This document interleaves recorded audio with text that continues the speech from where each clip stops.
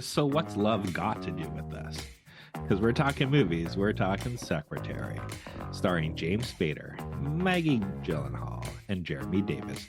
A short story by Mary Gateskill, screenplay by Aaron Cressida Wilson, and story adaptation by Steven Steinberg, who also directed. Chris, you can't do this 24 hours a day. I mean, 7 days a week. why not? Who says that love needs to be soft and gentle?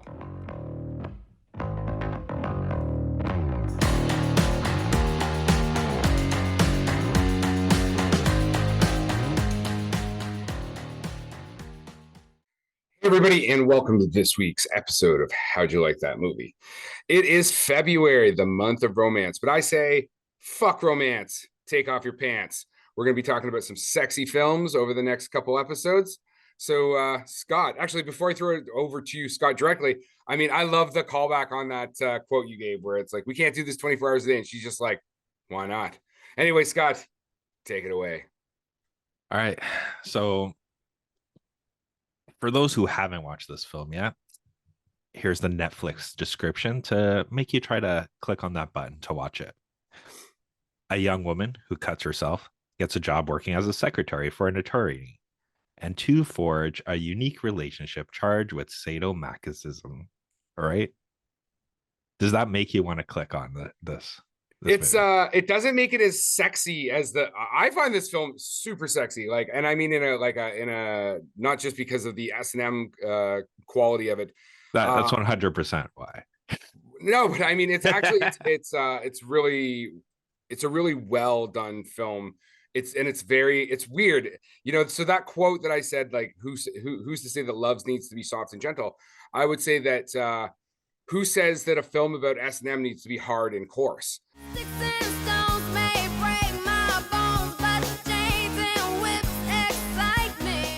Because this is not like it's this soft, beautifully shot, romantic film. S&M just happens to be their vibe, their groove. You know what I mean? Okay. Yeah. Before we get into this, I just want to say to Mary Gateskill, who wrote the short story or directed the short film that this was based on. I don't even know. No, she wrote the short story. She's an author. She actually writes predominantly in like her work is around like sex work or kink or those types of things. So perfect. So Mary, I hope you got some of that 50 Shades money, because there's way too many fucking similarities between this movie and fucking 50 Shades. And since this came out a decade earlier, I didn't even care enough to actually check if you sued them, but I hope you did get some of that money. The first thing that hit me about that was the Mr. Gray. Hold up. Wait a minute. Something ain't right. Like, the James Spader's fucking character is Mr. Gray. Like, that's his name. And I was like, the fucking shitty dude or whatever in all of those. It's called 50 Shades of Gray. It's like the fucking in the title. She 100% fucking ripped off this fucking either the author or the film. Like, I didn't see any like suing happening in my research, but she fucking should have. I hope there was some fucking blackmail letters sent, because that's fucked. Like, there's no way that this does not have an association with 50 Shades of Grey. You know what I mean? Yeah, I do. That's why I brought it up. But yeah. But now by me saying it, it sounds like now it sounds legit, right? Yeah, like, legit. Oh my god, that's such a smart comment. Legit to quit. So this what? This was my first time ever fucking watching this movie. It was your first time. Yeah, but with the movie, the thing is, like, and I don't know, because I can't find it now because I was going on YouTube and everything like that. But I thought this movie originally marketed like a single white female where the secretary just becomes overly obsessed with the lawyer, and I thought it was like one of those kind of like pseudo-sexual like thrillers. Oh, you mean psychosexual? Yeah, that was coming out during the time. I'm like, that's why I never watched it, because I'm like, this looks super Oh, you mean stupid. so in the trailer? I don't know. Maybe our producer can pull the trailer Yeah, for but I've Secretary and watched take every the. trailer on Okay. YouTube and it's not. It's all like, like fucking kinky stuff. Like, Oh, so what's that thing with the where you think you remember the Mandela effect? Maybe yeah, you're having well, a bit of maybe, Mandela effect. maybe. But yeah, so this film came out during, the sexy Spader part of his career, which Yes. started in 96 with Cronenberg's Crash and pretty much ended with this movie. Mm-hmm. And yeah, I can honestly say, Chris, just explain to me why people should like this movie because I was really bored throughout of it. Boring. Well, I mean, you're kind of a simpleton, so I understand why you don't like What the it. Because I thoroughly enjoyed this movie. I actually watched it like twice just to get ready for the show. I've seen it multiple times. I remember watching it the first time and just being like in awe. And again, okay, actually, so I'm going to use my quote now because I think it really gives the what I find enjoyable about this film. So, James Bernard O'Delly from Real View says the movie enters a realm where very few non-porn films venture and comes across as darkly funny, energetic, and surprisingly gentle. So often when you see S&M portrayed in films, it's like heavy kink, lots of like whipping and all that stuff, which I mean, some of that is in this, but it's got like dark undertones. It's very rough. It's very violent. Um, this film takes it as a totally different approach. It's actually more just the catalyst of like what gives these two people not just the romance in their life, but like the things that make them who they are and allows them to come together. Nice. So it's somehow both the primary and secondary focus of this film. I mean, the film is really just about kind of, I don't know, I'd say two lost people. I mean, James Spader is not like a super fucking happy guy, except when he's, full bore spanking Maggie Gyllenhaal's character or making her wear other types of bondage implements and stuff like that. And then he's like super happy. And she, again, like she's a cutter, she's depressed, she's not happy at home, she's got like kind of a shitty boyfriend who Well, I wouldn't say shitty boyfriend well like that shitty isn't guy. shitty to her, like not shitty to her, but like she's not really grooving on him. He's fine. I mean, it's Jeremy Davis, which he plays those characters so well. We talked about him. You actually had you have a Jeremy Davis story, didn't you? Yeah, he was behind me at a craps table once when I went to Vegas. So, Yeah, and he was throwing around like chips, like potato chips, basically, right? that was the secretary money right there. He's like, "Fuck, it just hit streaming." Yeah, Woo-woo! boom. Actually. Fuck Saving Private Ryan. So what do I like about this film? So first off, I love the subject matter. I think it's very cool. I think it's a very interesting approach to that type of subject matter. Instead, like, listen, I like the rough stuff in film as well, but by portraying it this way, it makes it more normal, right? The fact that people have whatever they have in their sex lives, in their kink lives, they go to work, they do everything that's like day to day and normal, and then they go home and they put a carrot in their husband's mouth or wife's mouth or whatever, you know what I mean, and put a saddle on them. Yeah, I That guess. that fucking shot is fantastic. It because they shoot it like it's so like boring and normal. She's just on the desk with a bunch of hay, and then he puts a saddle on her back and sticks a carrot in her mouth. You know what I Well, mean? he did the carrot first, Yes. but I don't know. I guess with this being my first time watching it, and I'm really like watching it with 2023 eyes. Yeah. The whole time I'm watching this is, oh, this guy's a Me Too waiting to happen, right? This guy literally got called out on Me Too because they established like she's not the first. Mm-hmm. She's not the first person that he does. She's just the first that was like, oh, I'm down. Let's fucking party. Come on, Noah's hit me. Beat the crap out of me. Step on my cubes. The whole time I'm thinking like, oh my god, like this guy literally had a list full of secretary. Like he's canceled now. His whole law firm's done.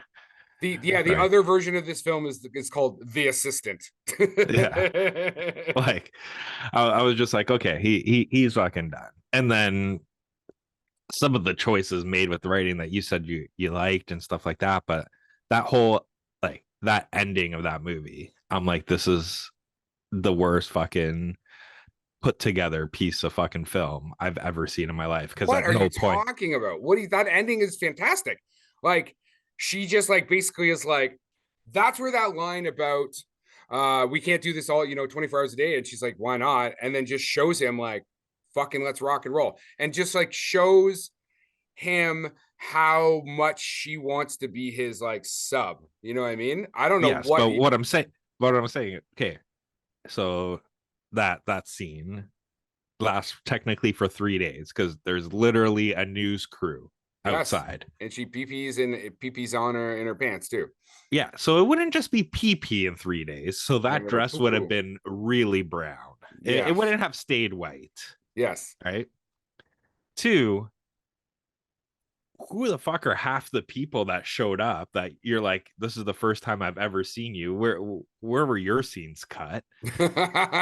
That's hilarious. Yeah. I mean, so what there's like the mom. Is The the mom you sister show saw, up?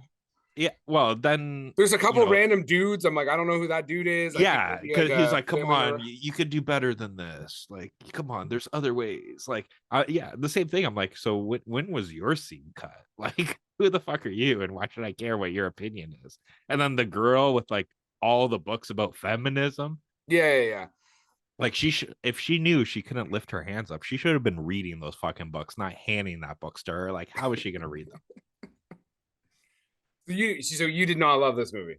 I didn't, and I What do you think think? What do you think of the cinematography? Like the thing opens with like it's not an extremely long, but like a single take shot that tracks her through the office yeah, and with then the cuffs or finishes. whatever. Yeah. And then it like she goes into the door, framed by the door, and then the door shuts. It's basically a cold open too, right? It's Yes, fantastic. it was, but there was one part of that scene I didn't like, and that was just before she closes the door. There's like a 2 maybe 3 second pause where she like literally poses for the camera, where she like does the little like dip down with her knee in the leg and then kind of thing. So it makes me think like that was her, like it was one shot, one take, and she's like fucking got it down and then closed it, not thinking like, hey, it's film, everything's gonna be fucking caught. All right. I don't know. I thought that tracking shot, single take tracking shot, was beautiful. So, and oh wait, I'm the only one wearing a production company hat. So I think my views on this matter more. I can Um, go, I can go to Lids and make up my own fucking hat too. Like, but what's that gonna be for your podcast, Scott? yeah, God. But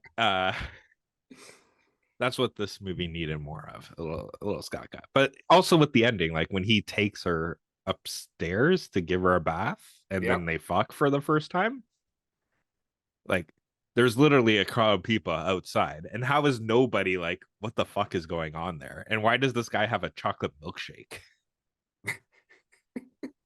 Like, You were fucking paying attention to all the wrong stuff in this movie. That's for sure. I think It's it getting was, like spanked at her desk, and you're like, how come James Spader has a chocolate milkshake? What yeah, like what the what the, fuck are you? Why? What are you? How are you focusing on that? like one, like I'll give this, like that guy ate a lot of salary because his stain he left on the back of her shirt, impressive. Did you say It was, celery? yeah, Oh, does it help with that? yeah, man, that was the Peter North like fucking strategy. You just Interesting. fucking eat a lot of celery. I think maybe that's because it's got a high water content. I think that seems like it's more about being hydrated. Yeah, I think this film looks really good.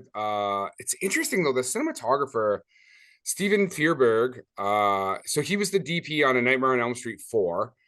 He was also the DP on like Love and Other Drugs. I don't remember Nightmare on Elm Street 4 well enough to know like how great the cinematography was, but he's mostly worked in like TV. Like he's the DP on Emily in Paris. He did all of Entourage. He had like most of his stuff is in TV, which is fine, but like I thought he did a good job with this. I'm surprised he didn't end up doing more cool independent cinema.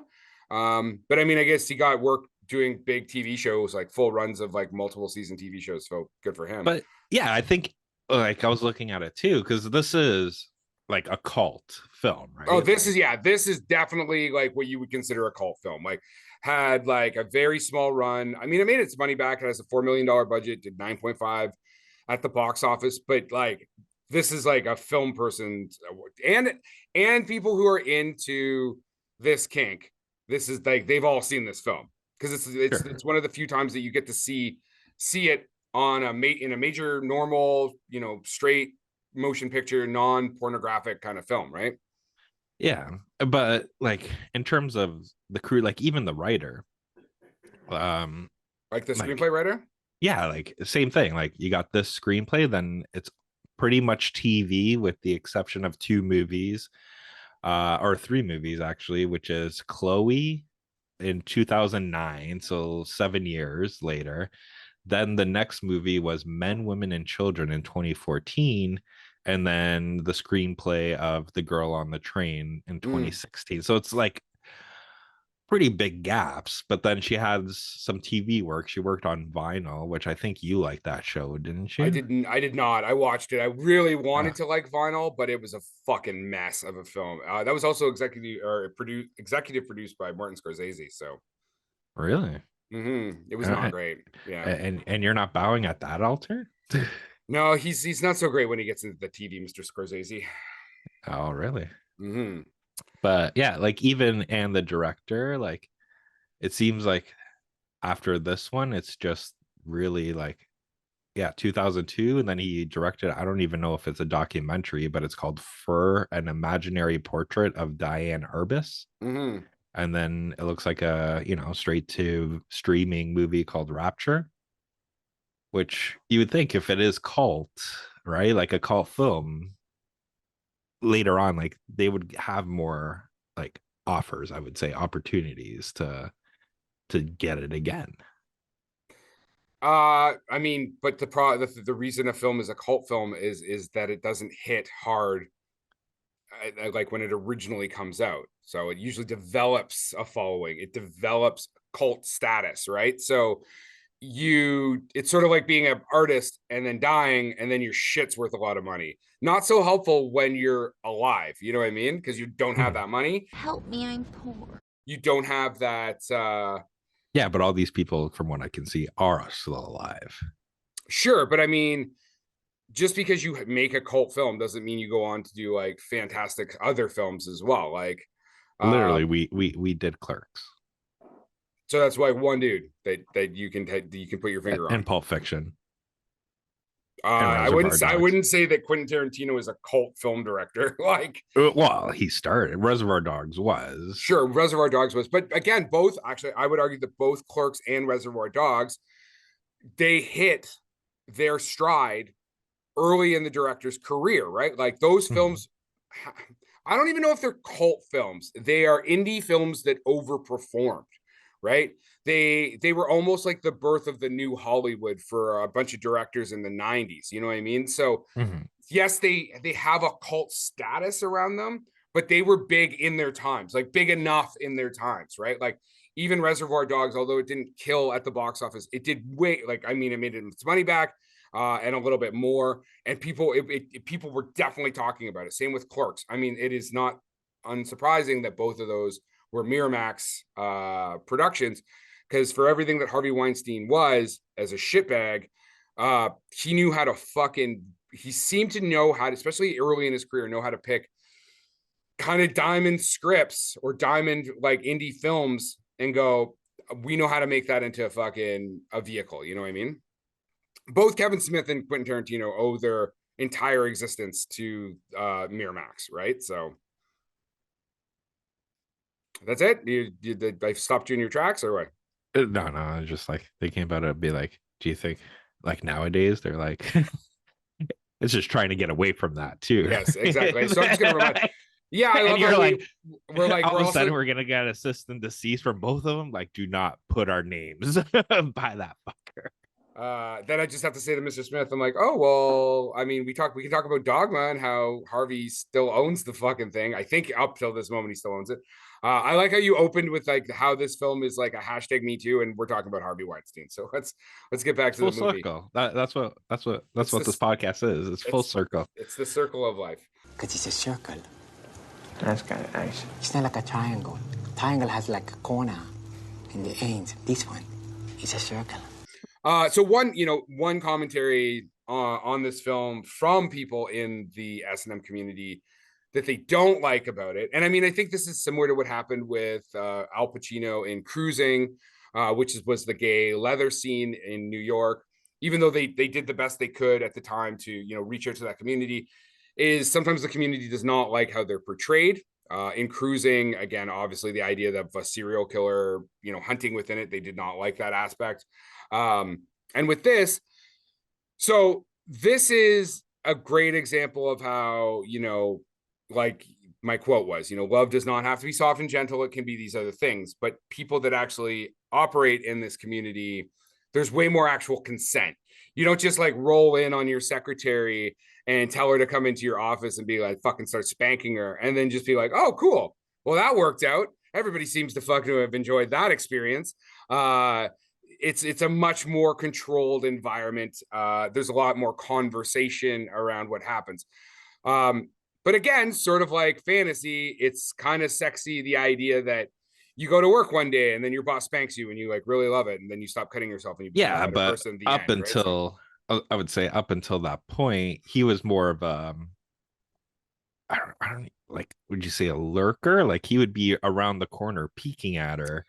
Yeah, And he it was was kind of her cutting there's herself in definitely the some office. creepy fucking elements about Mr. I mean, he plays those roles great, like Danny California on The Office, or any like James Spader's a fantastic actor, especially when he's got to be a bit offbeat, bit fucking weird, eccentric, whatever. I think they're both perfectly cast in this. I was shocked, like Maggie Gyllenhaal is full frontal in this film. Yeah, at the end. Yeah. Like, I'm sure that's like her bush is a merkin. Like, I'm sure it's like a prop bush. Do you even know what a merkin is? Very funny. Yes, I do. It's a pube toupee. Sit on some bald dick. But like she's showing her breasts and everything. And again, I think it's tastefully done. But I was actually surprised that they didn't just bring the water level up a bit higher in the tub. And then we got to the end and she's totally like naked. And I was like, oh, I guess fucks, don't worry about showing the boobs if you're going to show the bush, right? So, well, that was more story wise, because the whole point of like that character's growth is she was always, she always needed to be covered because she was embarrassed, or not embarrassed, but she always wanted to hide her cuts. And then she finally found the one that she was able to show who she truly was. See, Mela, you did pay attention to some of the good stuff. I like it. Yeah, you're 100% right there. Yeah, they literally have like a narrator speech where I went by every scar and explained the story of every single one because I remembered. Yeah, that the direct exposition. So this scene is here because blah blah blah blah blah blah. Yeah, because and then it calls back to when she had her sex scene with Jeremy Davis, where all her clothes had to be on. He couldn't really touch anything, and the lights had to be off. Yeah, that's another great line when he's like, "Fucking one pump chump," and then he's like, "Did I hurt you?" And she's like, "No." Like, not only no, like obviously not, and B, like, I really wish you would have. Yeah. Anyway, like I said, I think it's really well cast. I think the acting is fantastic. I think it's shot really well. If you like good film, if you like good cinema, if you like an offbeat kind of sexy film, it's funny as well. I highly recommend watching Secretary. I actually watched Secretary, and then let us know what you think about it. Scott, what about you? Sure. I didn't like it. I'll never watch it again. But I would love to hear other people think. Well, I think in this one I'll probably be wrong because everybody's like, "Oh, it's cult. You don't understand kink," and I'm like, "No, I'm not." Chris's Saturday Nights. It's I mean, it does have an 82% from the audience, which on a film like this, like I almost wonder if this film was to come out now, if it would either do really really well or it would get rating bombed. Like. No, because look at 50 Shades. Well, if you have it up, what's 50 Shades is shit. Like that one. 50 Shades is fucking awful. The books are awful. The movie is awful. Yeah, awful. And I think it is because if I watched this originally when it came out back early 2000s, I might have, you know, different perspective, right? It's the same as fucking like I love Revenge of the Nerds, but literally the protagonist of that movie He's a rapist. Yeah. Yes. And that's the like him winning. Yes. You're like, and that, yeah, 100%. He sexually assaulted that hot girl. Like, yeah. And then he has his line like jocks, you know, jock thinks of sports.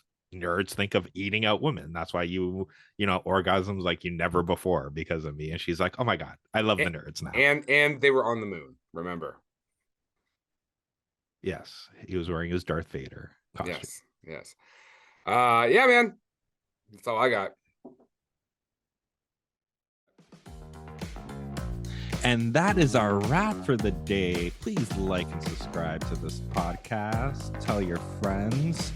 If you want to get a hold of us, reach us at the www.howdyoulikethatmovie.com.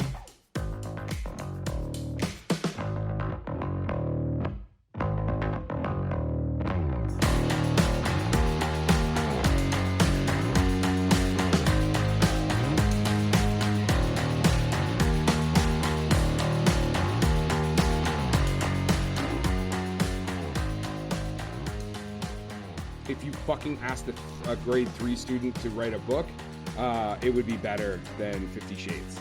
The writing is awful. It is like the best example of like how shitty writers can still make $1 gazillion because people are fucking stupid. All I sense in that comment is a lot of fucking like hate towards like all my fan fiction. Where's all my Quentin Tarantino fan fiction? Erotic fan, like Django chained up. Django Django has not hit yet. You know, sex fiction has not. Sex like, why hasn't mine hit? Reservoir Doggy style.